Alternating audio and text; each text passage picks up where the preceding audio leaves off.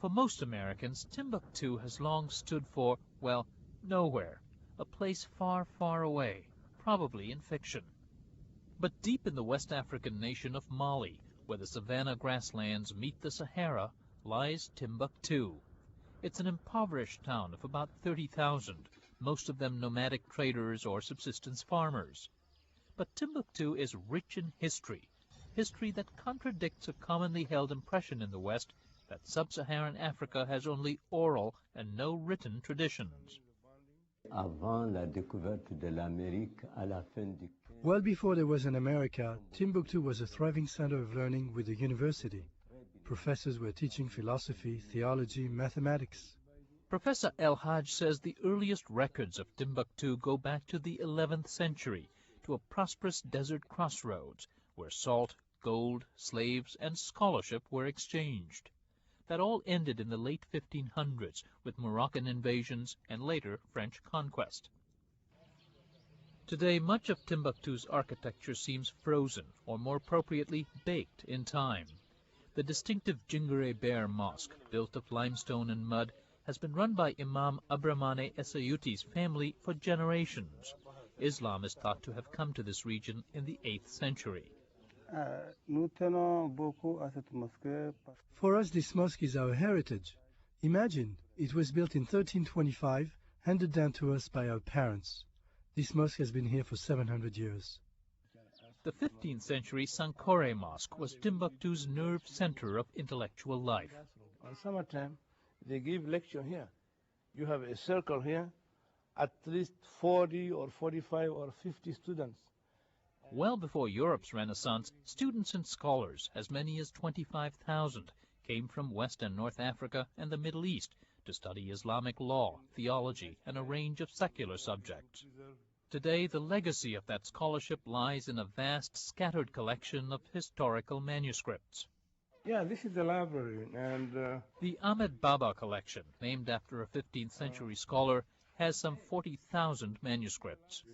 Arabic was used for theological as well as secular works, testament to the Islamic world's leadership during the period in medicine and the sciences. Every now and then there's a manuscript in Hebrew. This one is a 16th century letter by a Jewish trader writing home to Morocco about market prices in Timbuktu. The Timbuktu is really a melting pot city, where we had Jews, we had people from North Africa, people from sub-Saharan Africa, and all of them were living in peace here in Timbuktu. So far, only a small fraction of Timbuktu's 1 million or so manuscripts has been studied. Stephanie Jacate, a U.S.-born expert on book arts, says the works she surveyed are classically Islamic, emphasizing calligraphy, but with distinctive African influence. They respect the precepts of Islamic art in that they're geometrically based, and use of color. Their drawing is very close to ethnic art. It's quite beautiful. The calligraphic style is very specific. It's quite easy to tell the geographic origin of the scholar by the calligraphy that he uses. Despite a wealth of content, the priority now for scholars and manuscript owners like Abdelkader Haidara is the uphill task of saving the crumbling manuscripts. Their survival is a tribute to the ancient binders. This Quran survived a building collapse. The classic geometric artwork on its goatskin cover are still pristine on the back. The manuscript, 17th century. 17th century. Yeah.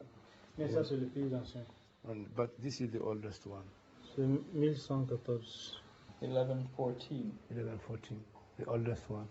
A handful of collections like Haidara's have gotten support from universities and foundations in the West to catalog, conserve, and restore manuscripts.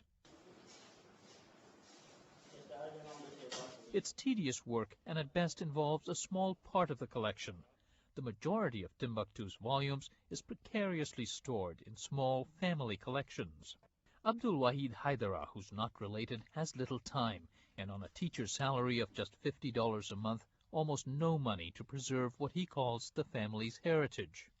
Haidara has resisted offers from foreign collectors to buy manuscripts, many of which could fetch fortunes in the West. but there's concern that people struggling to feed their families will be tempted. Timbuktu's mayor says the best way to reduce poverty is to attract more tourists, sightseers and scholars who could both highlight and preserve the historical treasure. Timbuktu, à mon sens, Timbuktu belongs to all of humanity, not just to the people of Mali. This is a very old learning center, a historical city which has endangered sites declared World Heritage by UNESCO. Timbuktu belongs to the whole world, and around the world, people should do something to save Timbuktu. There's not likely to be a renaissance anytime soon. For one thing, the road to Timbuktu hasn't changed since the city's heyday in the 1500s. That is, there is no road. For Religion and Ethics News Weekly, this is Fred de Sam Lazaro in Timbuktu, Mali.